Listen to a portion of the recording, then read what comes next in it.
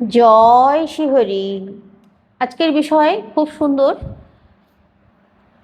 দেখুন, আমরা আমাদের জীবনে চলার পথে অনেক কিছু জিনিস আছে যেগুলো আমরা নিজেদের অজান্তে সেগুলো করে ফেলি, আর সেগুলোর কারণে আমাদেরকে খুব ভুগতে হয়।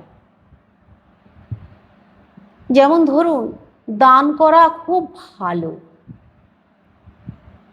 দান হচ্ছে সর্বশ্রেষ্ঠ ধর্ম, কিন্তু এমন কিছু জিনিস আছে যেগুলো আমাদের এই মানব জীবনে দান করা একেবারেই উচিত নয়। আর সেই জিনিসগুলো দান করলে আমাদেরকে ভীষণভাবে ভুগতে হয়, আমাদেরকে প্রতি পদে পদে বাধা পেতে হয়, আমাদের চলার পথে কাঁটার স্তূপ তৈরি হয়ে যায় নিজেদের অজান্তেই। তো এমনই কিছু জিনিস আছে, বলবো, অবশ্যই সঙ্গে থাকুন। আর দেখুন, কিছু ভালো টোটকার কথা বলে দিচ্ছি আজকে আপনাদেরকে। সেগুলো যদি করতে পারেন তাহলে জীবনে অনেক উন্নতি আসবে। তো আপনাদেরকে বলি প্রথমে এই টোটকাগুলোর কথা। এই টোটকাগুলো হচ্ছে খুব সহজ উপায়ে। সকালে ঘুম থেকে ওঠার পর প্রথম যখন ঘুম ভাঙছে তখন তাড়াহুড়ো করে বিছানা থেকে নেমে আসবেন না। বিছানায় বসে আপনারা, আপনাদের যদি গুরুমন্ত্র হয়ে থাকে তাহলে 10 বার জপ করে নেবেন প্রথমে। যদি গুরুমন্ত্র না হয়ে থাকে তাহলে আপনারা আপনাদের নিজেদের হাতের তালু দর্শন করবেন। হাতের তালু দর্শন করে নারায়ণকে প্রণাম করে নেবেন। আর কিছু করতে হবে না। তারপর বিছানা থেকে পা নামাবেন। এবার আপনাদেরকে বলি দ্বিতীয় যে বিশেষ কাজটির কথা। দ্বিতীয় কাজটি হচ্ছে সকালে ঘুম ভাঙার পর যখন আপনারা আপনাদের নিত্য যে কাজগুলো আছে মলমূত্র ত্যাগের, সে সমস্ত কিছু প্রথমেই সেরে নেবেন। তারপর স্নান করে যে করতে হবে এমনটা নয়।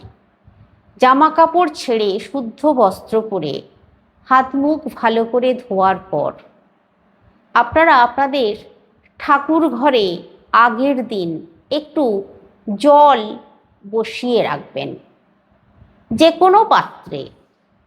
সেটা স্টিলের ঘটি হতে পারে, স্টিলের গ্লাস হতে পারে, তামার হতে পারে, পিতলের হতে পারে, যে কোনো পাত্রে একটু জল রেখে দেবেন আগের দিন। ওই জল আপনাদের ঘরের সমস্ত দরজার সামনে, সদর দরজার সামনে ছিটিয়ে দেবেন। এতে করে কি হবে জানেন? প্রথমেই আপনি দিন শুরু করার আগেই আপনার গৃহে শুদ্ধিকরণ করে নিলেন। আর এই যে শুদ্ধিকরণ করলেন, এর জন্য আপনার গৃহে স্বয়ং ভগবান বা মা লক্ষ্মী, আপনাদের গৃহের যিনি দেবতা আছেন, আপনার গৃহে বিরাজমান থাকবেন। এবার আপনাদেরকে তৃতীয় উপায়টির কথা বলে দিই। যখন আপনারা আপনাদের কাজে যাবেন, সকালে আপনাদের যে কাজ, ব্যবসায়ী বলুন, চাকরি করেন, চাকরিস্থলে যাবেন, সেখানে যাবার আগে আপনারা অবশ্যই দুটি কথা মনে রাখুন। যখন আপনারা স্নান সেরে উঠবেন তখন ভগবানকে দর্শন করে প্রণাম করে শুধু এই কথাটি বলবেন যে আজকে যেন দিনটা আমার খুব ভালোভাবে যায়। তারপর যখন আপনারা খাওয়া দাওয়া সেরে ভালো পোশাক পরে যাবেন, কাজে বেরুবেন, তখন মেন গেটের সামনে যখন বেরুবেন তখন আপনার বাম পাটা আগে দরজার বাইরে রাখবেন। তারপর আপনারা অবশ্যই আপনাদের যে দিকটায় আপনারা থাকুন না কেন, আপনাদের পূর্ব দিক যে দিকটা, সেই দিকে তাকিয়ে একটা প্রণাম করে নেবেন সূর্যনারায়ণকে উদ্দেশ্য করে। তারপর আপনারা যে কোনো কাজে যান, বিশ্বাস রাখুন যেখানে যাবেন, যে পরিস্থিতিতে যাবেন, সেখানেই আপনারা সুস্থভাবে কাজ করতে পারবেন এবং কোনো বিপদ আপদের কোনো সম্ভাবনা থাকবে না। নির্বিঘ্নে সমস্ত কাজ সেরে আবার নিজের গৃহে সুন্দরভাবে বিপদমুক্তভাবে ফিরে আসতে পারবেন। তাই এই দুটি কথা অবশ্যই মনে রাখুন যেখানেই যান আপনারা। এবার আপনাদেরকে বলি চতুর্থ যে বিশেষ কাজটির কথা। দেখুন, সারা দিন আমরা সমস্ত কাজের মধ্যে ব্যস্ত থাকি, কোনো না কোনো কাজ। সত্যি আমাদের হাতে সময় খুবই কম। আমরা সারা দিনে ভগবানকে ডাকতেই সময় পাই না। কিন্তু রাত্রে যখন আমরা যখন ঘুমাতে যাই তখন একটু 5 মিনিট সময় দেওয়াই যায়। তবে রাত্রে যখন খাওয়া দাওয়া করে নেবেন, খাওয়া দাওয়া করার পর পুরুষ নারী সকলকেই বলছি, আপনারা মুখ হাত তো ধোবেনই, তার সঙ্গে পা দুটোও খুব ভালো করে ধুয়ে নেবেন। দেখুন, পা ধুয়ে নিতে হয়। পা ধুয়ে নিলে কি হয়, দেহ মন পবিত্র থাকে। পা দুটো ভালো করে ধুয়ে ভালো করে মুছে নেবেন। তারপর বিছানায় উঠবেন। বিছানায় যখন আপনারা বসবেন, ঘুমাতে যাবেন, শুতে যাবেন, ঠিক তার পূর্ব মুহূর্তে 5টা মিনিট বিছানায় বসে আপনি আপনার ইষ্টদেবতার নাম স্মরণ করুন, নিজের পিতামাতাকে স্মরণ করুন আর ইষ্টদেবতার নাম স্মরণ করুন। ইষ্টদেবতার নাম স্মরণ করলে কি হবে, পরের দিন আপনি যে ঘুমাবেন শান্তিতে ঘুমাবেন। আর পিতামাতার নাম স্মরণ করলে কি হবে, পিতামাতার আশীর্বাদ আপনার মাথার উপরে থাকবে। আর পরের দিন যখন আপনি যাত্রা শুরু করবেন তখন আপনার যাত্রা ভঙ্গ হবে না। দেখবেন সুন্দরভাবে সফলতার সঙ্গে আপনার দিনটা কেটে যাবে। আর রাত্রিরে খুব ভালোভাবে নিশ্চিন্তে ঘুমোতে পারবেন। কোনো দুর্ভাবনা আপনাকে ছুঁতে পারবে না। তো এবার আমি আপনাদেরকে বলি কোন জিনিসগুলো দান করবেন না। দেখুন, আপনারা আপনাদের মূল্যবান সময় কাউকে দেবেন না। যেমন ধরুন,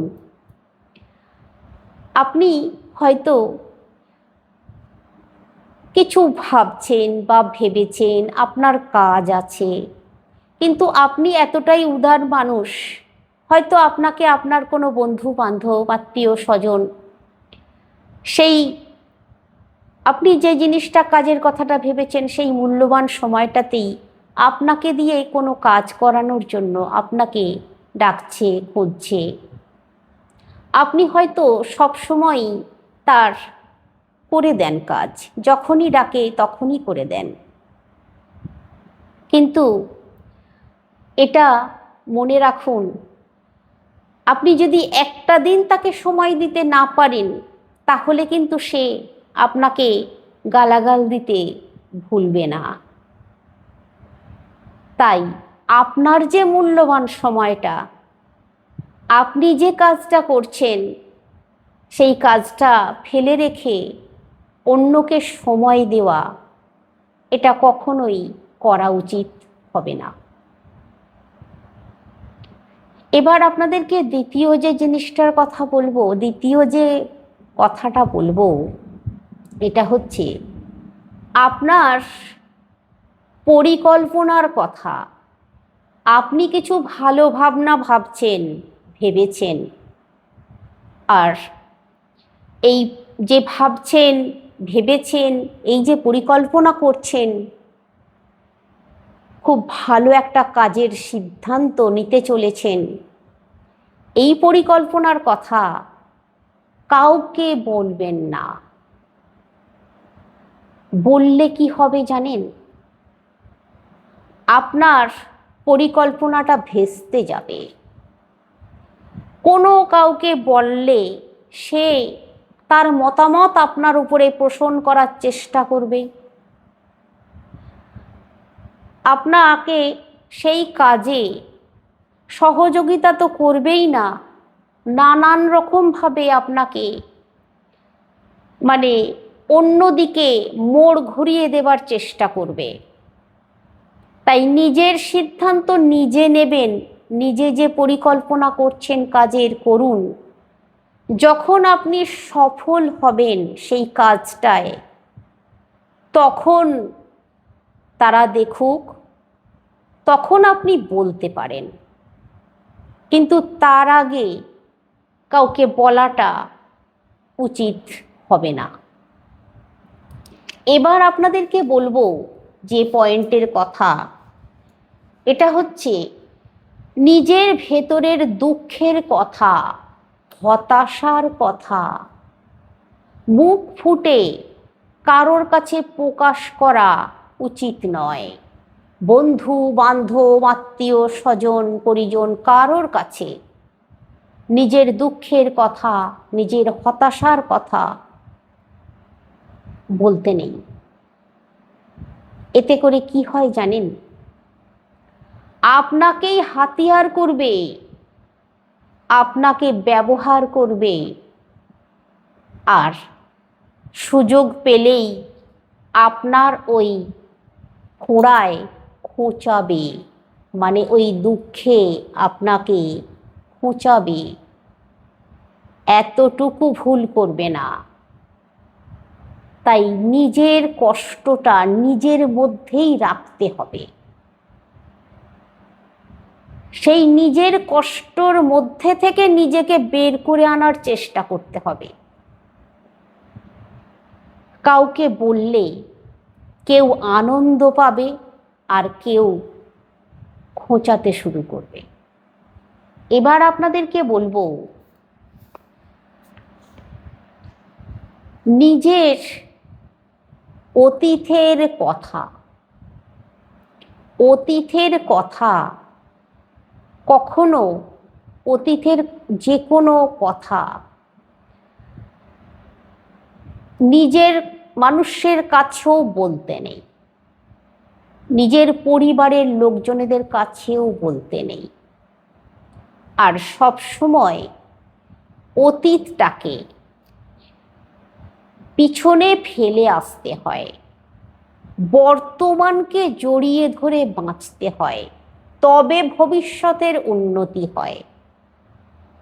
তাই এই জিনিসগুলো, এই কথাগুলো কারোর সঙ্গে ভাগাভাগি করতে নেই, এগুলোকে দানও করতে নেই। আপনার বুদ্ধিমত্তা আপনার মধ্যেই বন্দি রাখুন। দেখুন, যদি আপনি আপনার অতীতের কোনো অপ্রিয় সত্য প্রকাশ করেন, তাহলে আপনি সুস্থভাবে কোনো দিনও মাথা উঁচু করে বাঁচতে পারবেন না। সব সময় আপনাকে মনে হবে যেন যে আমার এই কথাটা জেনে ফেলেছে, সব সময় মনে হবে কিছু একটা পিছন থেকে তাড়া করে বেড়াচ্ছে। আপনি সুস্থভাবে কাজ করতে পারবেন না। এরপর বলবো আপনাদেরকে আরেকটি বিশেষ কথা, এই জিনিসও কাউকে দান করবেন না, কারোর সঙ্গে শেয়ার করবেন না। নিজের উন্নতির কথা, নিজে কিভাবে উন্নতি করছেন, নিজে কিভাবে সোজা হয়ে দাঁড়িয়ে হাঁটছেন, নিজের উন্নতির কথা, নিজের সফলতার কথা গর্ব করে বড়াই করে কারোর কাছে বলা উচিত নয়। মানে কাউকে দিয়ে দেওয়া হচ্ছে, এটাই দান করা, কারোর কাছে বলবেন না। নিজের কোনো ভালো ভাবনার কথা সেটাও কারোর সঙ্গে শেয়ার করতে নেই। নিজেকেই যুক্তি দিয়ে বারবার সেটাকে বিশ্লেষণ করে তার ভালো মন্দ দিক নিজেকে বিচার করতে হয়। কারোর সঙ্গে শেয়ার করে এগুলো করা যায় না। বিভিন্ন মানুষের বিভিন্ন রকম মতামত, এমনকি নিজের পরিবারের মানুষজনদেরও সঙ্গে নানান রকমের তর্ক বিতর্ক শুরু হয়ে যায়। আপনার সত্যিকারের যে ভালো ভাবনা, আপনি যে ভালো ভাবনা ভেবেছেন, তার মূল্য সবার কাছে সমান নয়। আপনার বুদ্ধি, আপনার দূরদর্শিতা, আপনার সচেতনতা, এইগুলো কাউকে দান করা উচিত নয়। এগুলো নিজের মধ্যে রাখুন। নিজের ভাবনাগুলোকে নিজে বিকশিত করার চেষ্টা করতে হবে। এগুলো অন্যের সাহায্য নেওয়া, তাতে বরং বিপদ বাড়ে। নিজেকেই চেষ্টা করতে হয় এগুলোকে আগিয়ে নিয়ে যাবার। তো আজকে অনেক কথাই আপনাদেরকে বললাম। আপনাদের কার কেমন লাগছে অবশ্যই আমাকে কমেন্টে জানাবেন। ভালো লাগুক বা মন্দ লাগুক, অবশ্যই আমি জানতে পারলে অনেক উপকৃত হব। দেখুন, আপনার কত ব্যাংক ব্যালেন্স আছে সে কথাও কারোর কাছে বলতে নেই। আমি মহা ধনী ব্যক্তি বা আমার ব্যাংক ব্যালেন্স নিঃস্ব, শূন্য, এই দুটি কথাও কোনোদিনও কাউকে জানাতে নেই, কোনোদিনও কাউকে দিতে নেই। এটাও মনে রাখা দরকার। আজকে আসছি। সকলে সুস্থ থাকুন, ভালো থাকুন, শ্রীহরি শ্রী বিষ্ণু নারায়ণের কৃপায়। আজকে কমেন্টে একবার হলেও লিখুন, জয় শ্রীহরি নারায়ণের জয়।